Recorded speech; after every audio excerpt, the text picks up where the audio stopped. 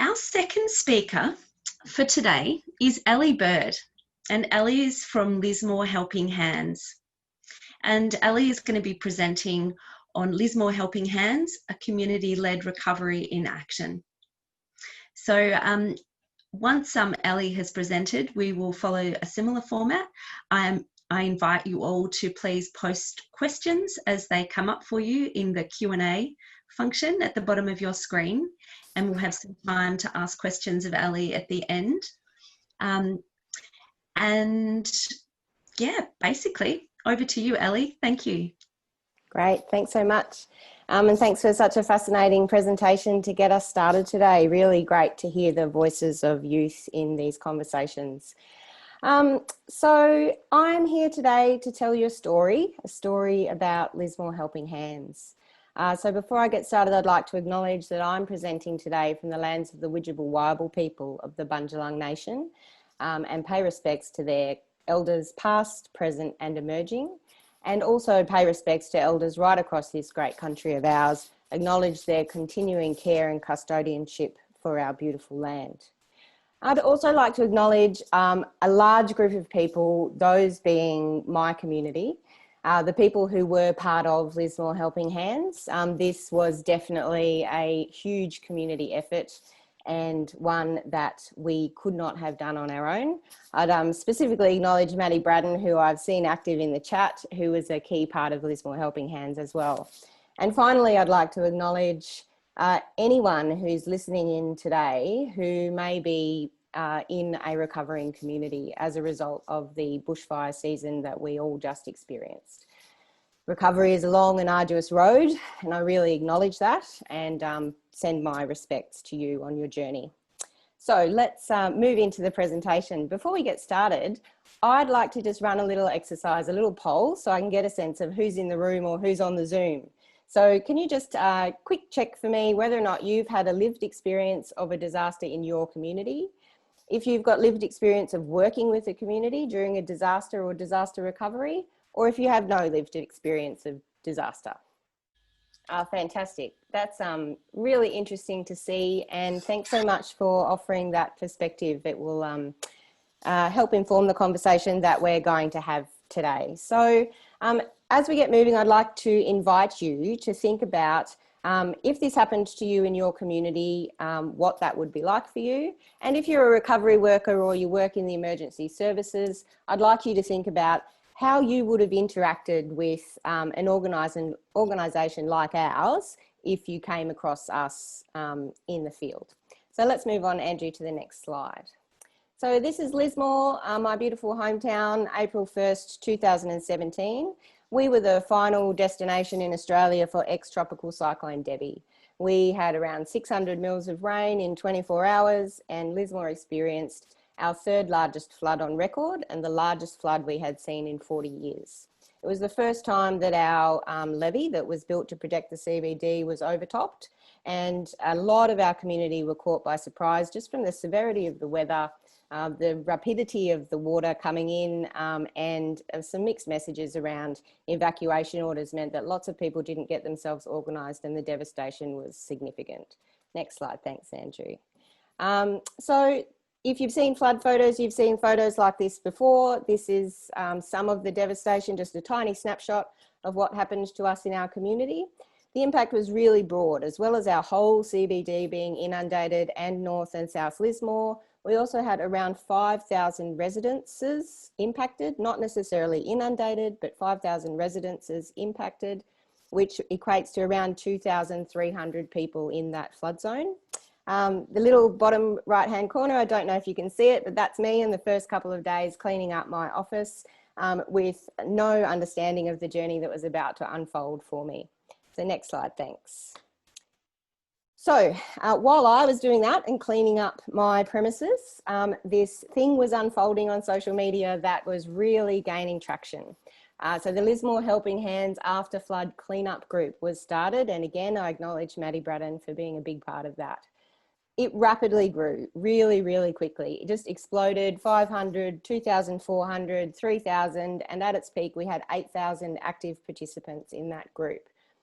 The group still exists today. As an aside, we've used it through subsequent flood warnings. We've used it through the bushfire season. We used it for communicating warnings and evacuation orders in our local fire emergencies. And currently it operates as a community sharing space for information about COVID-19. So it's been a really important resilience building space since 2017, and we continue to use it to inform our community conversations. So next slide, thanks Andrew. So just a little bit of conversation about social media. Community activation on social media after a disaster is inevitable. It's a given. It's the way that communities organise today. It's the way that communities talk to each other. It's a way that they exchange goods and services at a grassroots level. So it's inevitable, it's going to happen. Social media is a primary communication tool and a powerful resource in that way. But, and this is a big but, in a disaster context, it needs to be managed well. There are a lot of risks inherent in all of that sharing of private information and all of the rumours that can get away, and the community can really quickly run with information that is incorrect. So it's a space that really needs to be claimed early.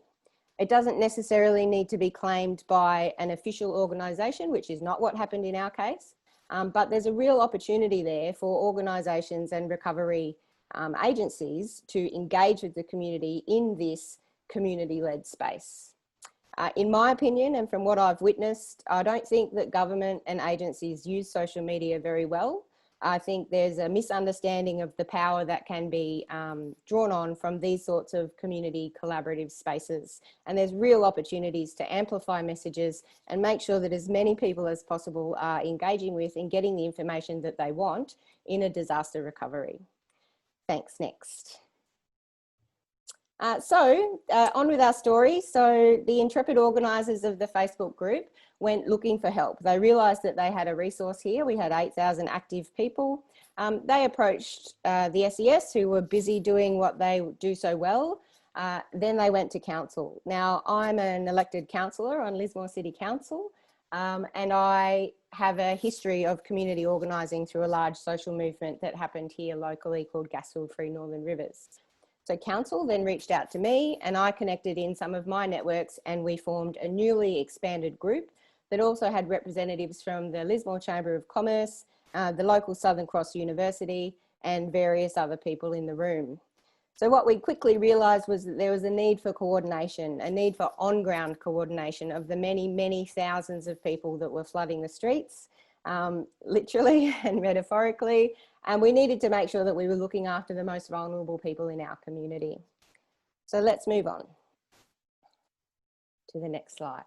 So we set up in the old Lismore train station. Council facilitated access to that space for us, and we used it as an on-ground coordination centre. But what we quickly realised was that we were not going to be just about coordinating volunteers. Because we were in the flood zone, it's where the impacted community came. It's where people came for help, and it's where all of the organisations that didn't know where they could go in order to access the community came. So all of a sudden we had all of these partnerships happening with various different organisations. A few that are worth mentioning are Orange Sky, the fantastic crew from Brisbane came down and helped with the mountains and mountains of laundry that needed to be done. I'd also really mention the New South Wales Disaster Relief Chaplains. They were a fantastic organisation that came and gave us a significant amount of support over a number of weeks. And we also had a fantastic partnership with the local Catholic diocese, who gave out a free mattress to every person that needed one who had potentially lost theirs in the floods. We also had a few linkages to the official Disaster Recovery Centre, which was set up in a different part of town. And a couple of others there that you can see: Telstra, Optus, Legal Aid, and so on and so forth. So let's move on. So let's have a conversation about spontaneous volunteers. So Lismore Helping Hands, as a functional physical centre, was open for about 3 weeks. In that time, we managed 1,500 volunteers.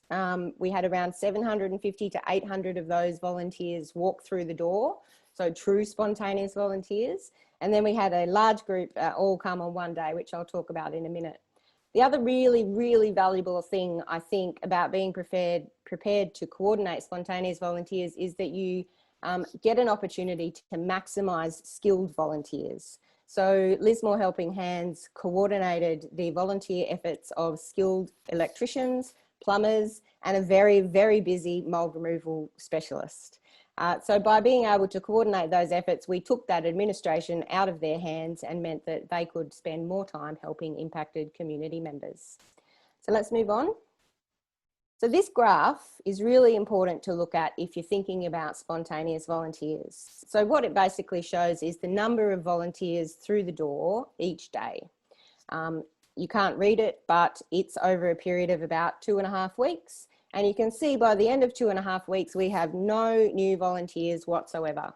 So we had to be ready to move quickly. We had to mobilise swiftly. We had to be ready to coordinate. Well, we made ourselves ready to coordinate, and in order to maximise that workforce. And by about 2.5 weeks, we were really struggling to get any new volunteers through the door, and we still had a number of outstanding tasks. Next slide, thanks. So one of the things that we learned very quickly, and if you're involved in disaster recovery, you know this inside out, is that the most vulnerable people are the most heavily impacted by disaster. So this map is incredibly telling. On the left, you've got our local CEFA index, our socio-economic disadvantage index, and on the right, you've got the flood footprint for Lismore in 2017. You can see that they match almost exactly. So we needed to respond very quickly to the fact that we were working with vulnerable people. We were working with people with compounding issues. We had disability, we had poverty, we had mental health issues, we had all sorts of problems that we were dealing with these impacted community members. Next slide. So we had to adapt. And so what we did was we adapted to an outreach model. We knew that not only were we working with vulnerable people, but we were working with people who were probably falling through the gaps. They may not have had access to the internet. They probably didn't see what was happening on social media. They didn't really know the services and the opportunities that we were offering to people. So we formed an outreach team, and we had volunteers who were trained and accredited in social work, in community services, in counselling. We had psychologists, all sorts of very experienced people, and we moved to an emotional support process. So we prioritised people that were very vulnerable and that had these compounding issues, and we made sure that we supported them. Now that meant that we moved into a process that went for many months until Leah Hibner, who was the coordinator of that effort, finally managed to link them into existing services. Next slide. So this is the volunteers I was talking about before. So we got to around about 3 weeks and we were running out of volunteers, but we still had many jobs to do. So we had 750 volunteers in one day from the Church of Christ who bussed in from New South Wales, Victoria and Queensland. In that one day of effort, we finished off most of our outstanding jobs and they delivered a whole lot of 2,000 aid to humanity relief bags. Now, the reason I wanted to talk about this is because it was a real opportunity, but it was also a real challenge. But because we were set up and coordinated and we already were managing our response quite well, we were able to capitalise and maximise this opportunity of these volunteers. But there were significant logistical problems that came along with it. Next slide. So how did we do it? So before I talk about this, I just want to make it very clear, I'm not advocating here and now that every impacted community rushes out and uses Recovers. Recoversorg is an off-the-shelf software that was developed by some fantastic young women in America, and we used it and it served us very well. There were some issues with it, and if anybody is interested in having those conversations, I'm very happy to have them at any time. Just get in touch. That said, it's incredible to be able to have something that you can just take off the shelf and apply quickly, and it's tailor-made for this sort of effort. It's for communities who are managing their own recovery. So you can see just there, you get a little community dashboard that shows you how quickly you're getting through it. And for us, we had 974 requests over that period of time, and we met 948 or 97% of all of the requests that came through lismore.recovers.org. Next slide. So we didn't use Recovers the way that it is designed to be used, although I think that there are some really fantastic opportunities in this sort of work. So it's designed to be collaborative, it's designed to be community-led, it's designed for many organisations to be a part of in a collaborative approach to meeting the needs of an impacted community. It assists in transparency and oversight of which organisations have given what to what impacted person. It's very user-friendly for potential volunteers, for impacted residents, and it's reasonably user-friendly for the people that are managing it at the back end. So there are some issues with translating it from an American to an Australian context, or at least there were when we used it, but I still think that in essence, it's a really powerful concept that we should be thinking about more when we look at a collaborative approach to disaster recovery and working with communities. So let's move on to the next slide. So what opportunities do we have then in these sorts of spaces? So I just want to spend some time talking about what wasn't so great for us. So quite often people have talked about Lismore Helping Hands when they know about what we did, about how efficient we were, how organised we were, how effective it was, what a fantastic initiative it was. But there were problems. It wasn't that easy for us.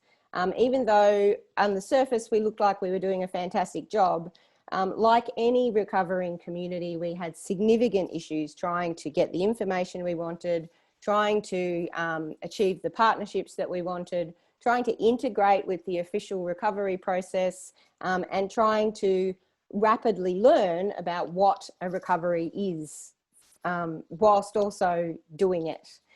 So I don't mean to shame these people in the photos, because I was actually proud as punch to be leading a tour of the local SES through our facility. And they were really admiring of the efforts that we were going to. But the point I want to make as part of that, and it's probably too small for you to see, but that's Bill Shorten up in the top corner, was that we hosted so many tours. So many people came and looked at us and saw what we were doing and said, great, good on you, and gave us all the kudos. But very few of those agencies, organisations or individuals asked us if there was anything they could do to support us, or managed to offer us any significant support. So I think there are some really key opportunities there for flexible approaches to communities that are responding to their own disasters, a respect for those communities, and partnership with communities. And I think that that work should not be left up to the community. It should be up to the agencies to connect with community and to find out how they can support them. So let's move on to the next slide. So this slide is just a bit of an analysis of what I think a model that we need to be thinking about is. So you can see for us, we sort of started in that one over on the left. So community development to build networks. So there we're talking about the foundational work that we had already done in our community as a part of the gas-field-free Northern Rivers network. So we already had really well-established networks. We knew each other. We knew how to work together in crisis situations. We knew how to organise. And that meant that we were able to have an active community participation in our recovery. We were able to really take the lead in making sure that we were supporting our community and getting what needed to be done to support them done. That then leads to empowerment and post-traumatic growth and a real sense in the community of being able to care for themselves and to look after themselves. And if we do end up in a time of compounding disasters, disasters upon disasters, then we absolutely need to be moving communities to empowerment and to post-traumatic growth. And then finally, we'll end up in community preparedness and resilience, which is what we're all aiming for. Thank you very much, everyone, for your attention. It's been great to tell our story. Thank you so much, Elly, and learning while doing. Thank you so much for sharing your experiences during this amazing recovery effort. So I'm going to turn to some of the questions that we've received. And the first one is from Deborah. And Deborah's question is, what is your suggestion about how or if you ask for checks, such as police or working with children checks from volunteers, while still making it possible for people to help?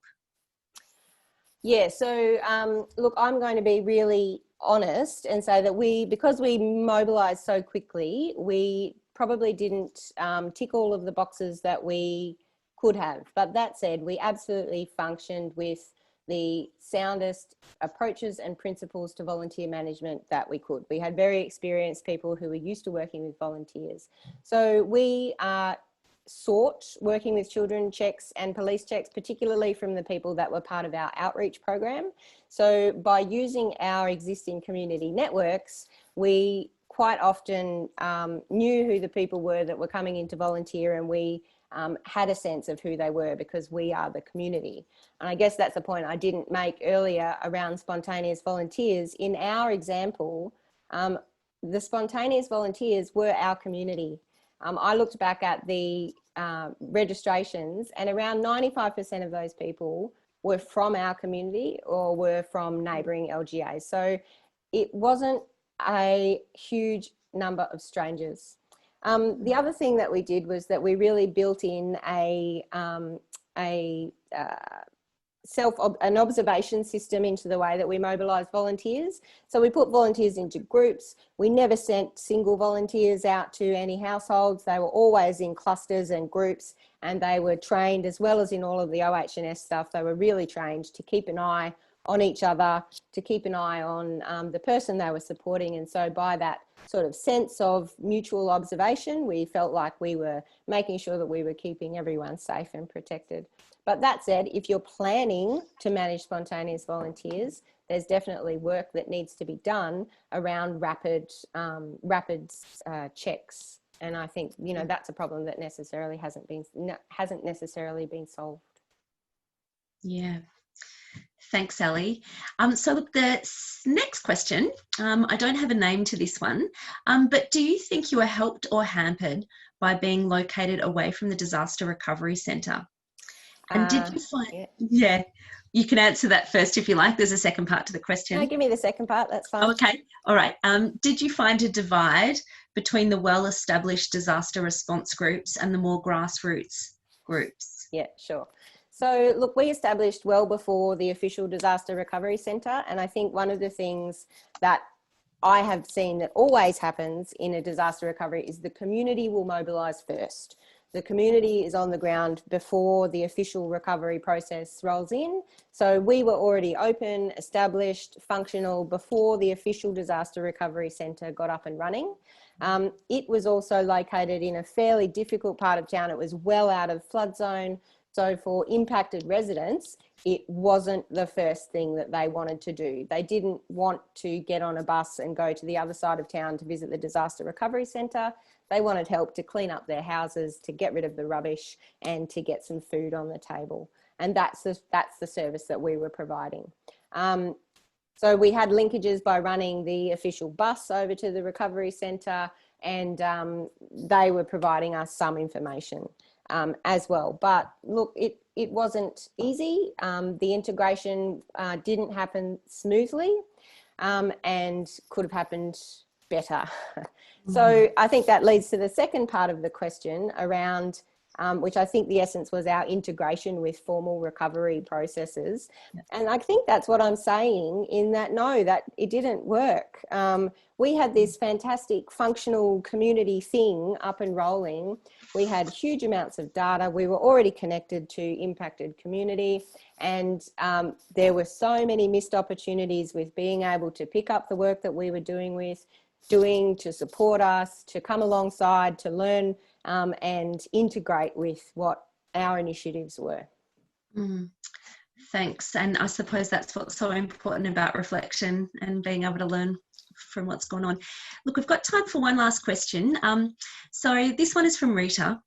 And Rita says, in regards to the Lismore floods, when you say government and agencies do not use social media well, do you think that this has changed since COVID or has stayed the same in your experience? That's interesting. So from what I've been observing, I think I'm seeing that the New South Wales government, for instance, are getting better at using social media during COVID.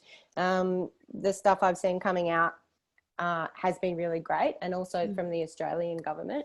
No, I think the point I'm trying to make there is around how agencies and governments build on what the community are doing. So when you think about our group, which had 8,000 active people, it was the go-to source of information for community members about what was happening.